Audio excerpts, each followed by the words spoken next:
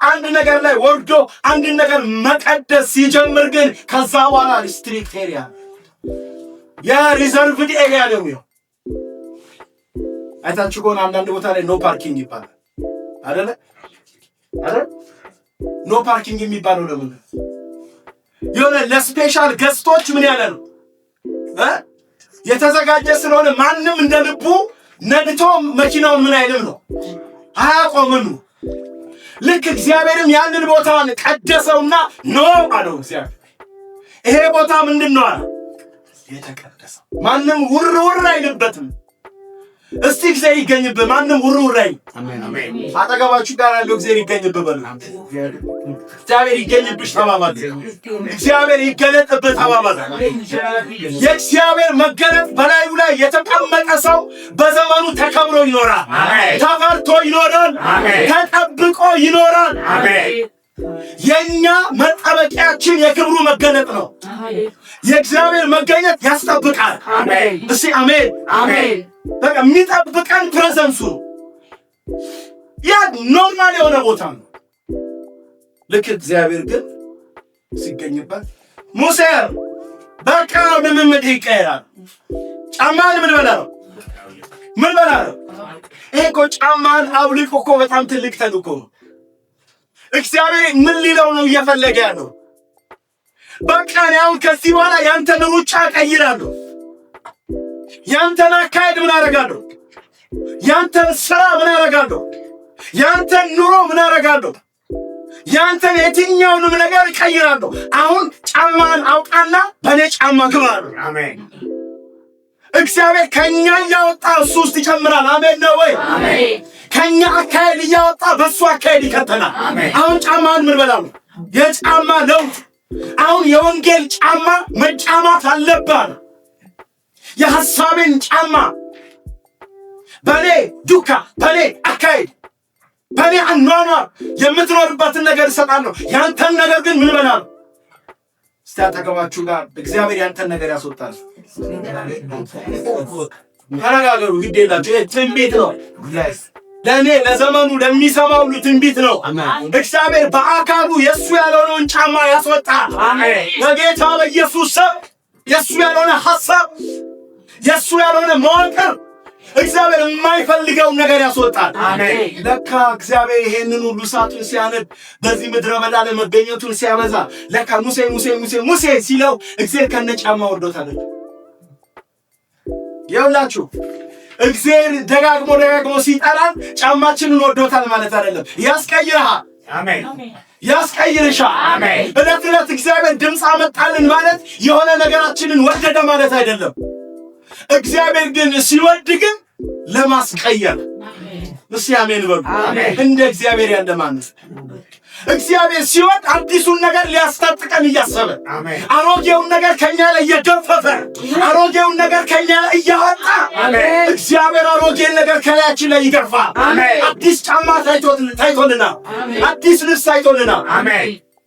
ያ ከአባቱ ኮብልሎ የወጣው ሰው እኮ ሲመለስ እኮ በመጣበት ጫማ እንዲገባ አልተፈቀደም። ጫማ አምጡለት፣ ቀለበት አምጡለት፣ የዘባውን ፍሪዳ ምን በሉለት፣ እረዱለት። ዛሬ እግዚአብሔር በመመለሳችን በእውነት እግዚአብሔር ሁለንተናዊ ለውጥ ያመጣል። አሜን። ክብር ለጌታ ለኢየሱስ ይሁን። አሜን። የሚገርማችሁ ቁጥር 6 ላይ ምንድን ነው የሚለው? ቀጥሎም እኔ የአባቶች የአብርሃም የይስሐቅ የያዕቆብ አምላክ ነኝ አለ። በዚያ ጊዜ ሙሴ እግዚአብሔርን ፊት ለፊት ማየት ስለፈራ ፊቱን ምን አደረገ? ስለዚህ እግዚአብሔር ሙሴ ብሎ ከጠራው በኋላ አንተ ማንና ምን እንደሆንክ አውቃለሁ ካለው በኋላ ካስወለቀው በኋላ ወደዚህ እሳት በደንብ አድርጎ አስወልቆ ለዚህ እሳት የሚመጥነኝ ነገር ቢኖር ያንተ ጫማ ማውጣት ነው። ለሚነደው እሳት የሚመጥን አንድ ነገር ቢኖር ምንድነው ቢባል መቀደሳችን። አሜን። ማውጣት የሚገባንን ነገር በማውጣታችን ከዛ እግዚአብሔር ወደ ዋና ነገር አመጣው ማለት ነው። እኔ ማለት ነው አሁን እኔ አንተን አውቄሃለሁ። ምናልባት ስጠራ አታቀኝ እንደሆነ አንተ ውስጥ የሆነ መጭበርበር ካለ እንግዲያው እንተዋወቃለን። እኔ አንተን አውቃለሁ፣ አንተ እኔን ላታውቅ ብትችል እኔ ማለት የአብርሃም የይስሐቅ የያዕቆብ አምላክ ነኝ። እግዚአብሔር በዚህ በሚያነደው እሳት ውስጥ ራሱን ማንነቱን ለሙሴ ምን ማለት ጀመረ? መግለጥ ጀመረ። እግዚአብሔር ዛሬ በጌታ በኢየሱስ በሚያነደው ነገር ራሱን ያስተዋውቀናል። አሜን። የእግዚአብሔር አጀንዳው ማንነቱንና ምንነቱን ለኔና ለእናንተ ምን ማለት ነው? መግለጥ ነው። ያ ማለት ምን ማለት ነው? ለሙሴ በሚገባው መንገድ እግዚአብሔር። ምክንያቱም እርግጠኛ ነኝ ሙሴ ስለ አብርሃም ያውቃል። ሙሴ ስለ ይስሐቅ ስለ ያዕቆብ ምን ይላል? ያውቃል። ከዛ ዘርፍ ውስጥ የወጣ ነው። በትክክል ይረዳዋል። ስለዚህ እግዚአብሔር ሙሴ ሊገባው እግዚአብሔር ሊያቅ በሚችልበት መንገድ እግዚአብሔር ራሱን ምን አደለት? ተረከለት። አሁን ሙሴ በቃ ደግሞ በጣም የሚገርመኝ ነገር ሙሴ በነበረበት ዘመን በተለይ ሙሴ ከወጣበት ከዛ ከግብፅ ምድር የአማልክት መዓት ያለበት ምድር፣ ብዙ አማልክት አለ፣ ብዙ ጣዖት አለ፣ ብዙ እግዚአብሔር ያልሆኑ እግዚአብሔሮች አሉ፣ ብዙ ጌታ ያልሆኑ ጌታዎች አሉ። በጣም የበዛበት ጊዜ እግዚአብሔር መጣና ግን ስፔሲፊክ አደረገ። አሜን ነው። አንተ ከምታውቀው እንደ አንዱ ሳልሆን እኔ ማለት የአብርሃም ነኝ አለ፣ እኔ ያዕቆብ ነኝ አለ፣ እኔ ማን ነኝ አለ? የይስሐቅ ነኝ አለ። ስለዚህ እግዚአብሔር በአብርሃም በይስሐቅ በያዕቆብ ማንነቱ እግዚአብሔርነቱ ሲገልጥለት ብዙ ፌክ አምላኮች ይታዩታል። በግብፅ ያለ ሁሉ አማልክት ፌክ እንደሆነ ያውቃል። አሁን እግዚአብሔር ራሱን ምን አደረገለት? አጠበበና ራሱን ምን አደረገለት? ገለጠለት። ይሄ በጣም የሚገርም ነው። አሁን ይሄ ራሱን መግለጥ ብቻ አይደለም የሆነው። ከዛ እግዚአብሔር ምን ሰጠው? ቁጥር 9 ላይ ስንመለከት አሁንም የእስራኤል ልጆች ጩኸት ወደ እኔ ደርሷል፣ ግብፃውያን የሚደርስባቸውን ግፍ አይቻለሁ። ከዛ ወደ ማን እልክሃለሁ ነው እግዚአብሔር አጀንዳው። ወደ እስራኤል፣ ወደ ሕዝቤ፣ ወደ ግብፅ፣ ወደ ፈርዖን ምን አደርግሃለሁ? ከዛ ፋይናሊ እልክሃለሁ። እንግዲህ ስታስቡት ሙሴ እግዚአብሔር በዚህ ልክ ከተገለጠለት ጊዜና ሰዓት ጀምሮ ወደ በግና ወደ ፍየል መጠበቅ ሄደ ይመስላችኋል? ያንን ነገር የቀጠለ ይመስላችኋል?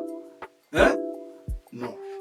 እግዚአብሔር መገለጥ ከጀመረ በኋላ ፕሮፌሽኖች ይቀየራል። አሜን። አኗኗሮች ይቀየራል። አሜን። አስተሳሰቦች ይቀየራል። አሜን። ማንም በለመደበት አይቀጥልም። አሜን። እግዚአብሔር የተገለጠለት ሰው ኑሮ ይቀየርለታል። አሜን። አገልግሎት ይቀየርለታል። አሜን። ዘመን መንገድ ኑሮ ይቀየርለታል። አሜን።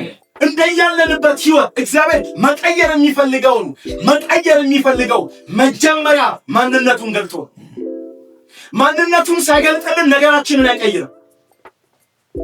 ለኛ የሚያስፈልገን የኑሮ እና የነገሮች መለወጥ አይደለም። ለኛ በዋናነት የሚያስፈልገን የእግዚአብሔር መገለጥ ነው። አሜን። የእግዚአብሔር መገለጥ የሚመጣለት ሰው እግር መንገዱ ነገሩ ከበስተጀርባው ያለውን ነገር አብሮ ይቀየራል። አሜን። ክብር ለጌታ ይሁን። አሜን። አሁን የሚገርማችሁ ነገር ቀደም እንዳልኳችሁ ዋናውን ሐሳብ በጣም ማንሳት እፈልጋለሁ። እንግዲህ ለኔ የዚህ የመልእክቱ ዋናው ጭብጥ ምንድን ነው? መጀመሪያ ይሄንን እንድንጠይቅ እፈልጋለሁ። ሁለተኛ ነገር ደግሞ እግዚአብሔር ለሙሴ የተገለጠበትን መንገድም እንድናስብ እፈልጋለሁ። አሁን በዚህ ቁጥሮች ላይ ባነበብኩላችሁ ነገር ላይ የዚህ መልእክቱ ዋናው ጭብጥ ሐሳብ ምንድን ነው? እንደገና ደግሞ እግዚአብሔር ለሙሴ ለራሱ የተገለጠበትስ መንገድ ምን አይነት? ይህንን በደንብ መመርመር አለብን። መጽሐፍ ቅዱሳችን 2 እና 3 ልመልሳችሁ። ዘጸአት 2 እና 3 እዚያም የእግዚአብሔር መልአክ በቁጥቋጦ ውስጥ በሚንቀለቀል የእሳት ነበልባል መካከል ምን አለለት? ተገለጠለት። ሙሴም ቁጥቋጦ በእሳት ቢያያዝም እንኳ አለመንቃጠሉ ምን አለ? አየ።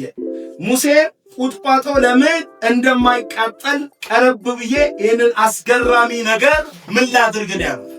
ልመልከት። ስለዚህ በዚህ በቁጥቋጦ ላይ የነደደው እሳት ዛሬ ዋና መልእክቴ በዚች በቁጥቋጦ ላይ ምን ያለችዋ የነደደችው እሳት ዋና መልእክቴ ስለሆነ ማለት ነው። እንደገና ደግሞ የእሳቱ በቁጥቋጦ ላይ ደግሞ የመንደዱ ዓላማውና ትርጉሙንም ጨምረን እንድናቅ ፈልጋለሁ እና በመጀመሪያ ደረጃ በዚህ በቁጥቋጦ ላይ የነደደችዋ ይቺ እሳት ምንድነው የምታመለክተው? እስቲ አንድ ነገር እንጠይቅ። ቁጥቋጦ የሚለውንም ዲፋይን እናድርገው። ቁጥቋጦ የሚባለው ነገር ከዛፍ ይለያል። እንደውም የሚባለው እኮ አንድ ዛፍ በትክክል ሊያድግ ሲል መጀመሪያ እንደምንድን ነው የሚሆነው? እንደ ቁጥቋጦ ነው የሚሆነው አይደል? ተቆጠቆጠ ይባላል። ቁጥቋጦ የሚባለው ነገር በጥናትም በታሪክም ከ5 እስከ 6 ሜትር ምን አይል አያድግም። በጣም አጭር ነገር በዛ ላይ ደግሞ ምን የሚል አይደለም፣ በጣም አትራክት የሚያደርግ አይደለም፣ ጭፍን ያለ ነገር። በአብዛኛው ደግሞ ሊያድግ የሚችለው የት ነው?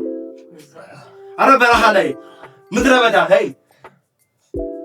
አሁን እግዚአብሔር እንግዲህ አስቡ፣ የከበረውንና የተወደደውን ያ ድንቁን ያ የከበረውን እሳቱን ለማንደድ የመረጠው ነገር ለምንድን ነው ቁጥቋጦ የሆነው ነው የኔ ጥያቄ።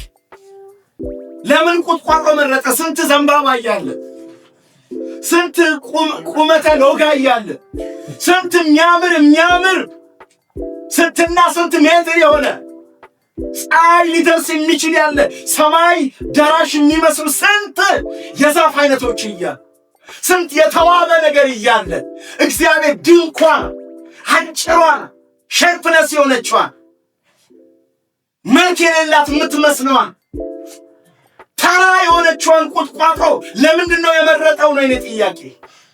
አቤት የእግዚአብሔር ምርጫ! አቤት የእግዚአብሔር ምሕረት! አቤት የእግዚአብሔር ደግነት! አቤት የእግዚአብሔር መልካምነት! የሚገርመው ንዕማንን ታስታውሳላችሁ? ወደ ኤልሳ በቀረበ ጊዜ በጣም የሚገርመው ነገር አንድ ነገር ነው የሆነው። ይህንና በዮርዳኖስ ወንዝ ምን ተባለ? ታጠብ ሲባል ምን አለ? እኔ እኮ እጁን መጥቶ ማሳጅ የሚያደርገኝ የሚያሻሸኝ መስሎኝ ነበር። እንዴ እኔ እኮ በሀገሬ ምን አለ? አማና ፋርፋ የወንዝ አይነቶች አሉ አይደል እንዴ? እዛ እጄም እንትን ማለት አልችልም ወይ መንጻት አልችልም ወይ ነው። ኤልሳ ደግሞ የሚገርማችሁ ነገር የዮርዳኖስ ወንዝ ነበር ያለው። ያ ወንዝ እኮ የደፈረሰ ነው፣ ተራ ወንዝ ነው፣ የሚባርክ አይደለም፣ የሚያምር አይደለም። የሰራዊት ጌታ እግዚአብሔር በማያምር ነገር የሚያምር ነገር ይሰራል። በተናቀ ነገር አነጋጋሪ ነገር ይሰራል። የሰውን አእምሮ በማይማርክ ነገር ባልተማሩ በሚመስሉ ተራ የሰውነት ተራ ዘር ተራ ምንነትና ማንነት ባላቸው ሰዎች ላይ አይኑ እዛ ላይ ነው ባይዘው። እግዚአብሔር ያችን ተራ የሆነችዋን ምን ቁጥቋጦ እግዚአብሔር አይኑን ጣለበት። እሺ ይሁን። እንደገና ደግሞ ምድረ በዳውን ስለምን መረጠው? እግዚአብሔር ከምድረ በዳው ምን ጉዳይ አለው? ስንት ግሪንላንድ እያለ ቅጠሉ የሚያምር ወንዝ ዳር የሆነ ሳር ያለው ኤደን ገነት የመሰለ የተዋበ ስንት ስፍራ እያለ እግዚአብሔር በምድረ በዳ ላይ ድንክዬ ወደ ሆነችዋ ወደዛች ምን ቁጥቋጦ እንዴት ሄደ? እግዚአብሔር ስፍራቶ ቦታቶ። ዛሬ በእናንተ ላይ አንድ ነገር አውጃለሁ። ዛሬ ለሚሰማኝ ሰው እግዚአብሔር በነካኝ ልክ መልእክት አለ፣ በገባኝ ልክ መልእክት አለ። እግዚአብሔር ባልታሰበ ነገር ላይ ክብሩን ይገልጣል። ጭው ባለ ነገር ላይ ክብሩን ይገልጣል። ምድረ በዳ በሆነ ነገር ላይ ክብሩን ይገልጣል። ተስፋ በቆረጠ መልክ በሌለው ነገር ላይ ክብሩን ይገልጣል። በተዋረደ ጭር ባለ ነገር እግዚአብሔር ክብሩን ይገልጣል። ዛሬ የተተውክ አይደለም። ዛሬ የተተውሽ አይደለሽም። እግዚአብሔር በዚህ ቁጥቋጦ ላይ እሺ በጣም የሚገርም ነገር ነው። ከዛ በቁጥቋጦ ላይ ምን አነደደ ነው የሚለው?